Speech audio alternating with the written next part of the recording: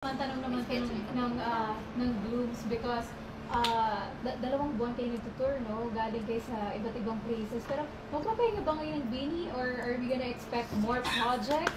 Parang yes na yes na usual. Yes! Are you guys gonna take a rest for a while or ano ba mangyayari? Yes po. Thank you to our management kasi pinayagan po kami na magkaroon ng 3 weeks na rest po. So, yes, for us, yung iba pupunta sa families, may mga travel, we'll be wherever, and we'll be enjoying our time with family, friends, and for ourselves. Yes.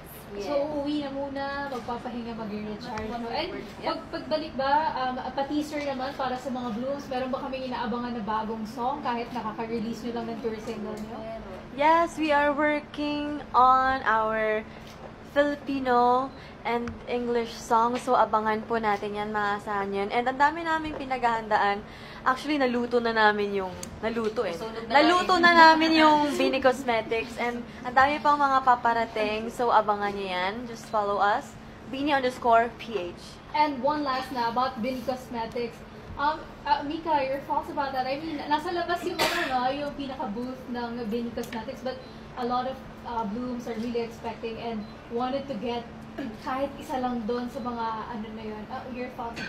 I think it's nice to know na excited po sila sa cosmetics line namin.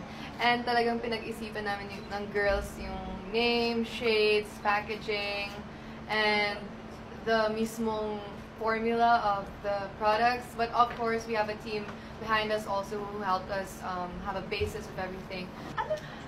So we're very excited for the products to be launched this July. Yes. And we can't wait kasi we love makeup, you know, and we hope that everyone will like them.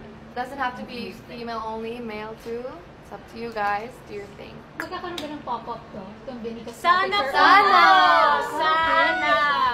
So gusto niyo talaga sana magka-pop-up? Mother ko. Pero for now, saan ba bibili ng mga tao yan after the launch? Online ba? Or where can they buy?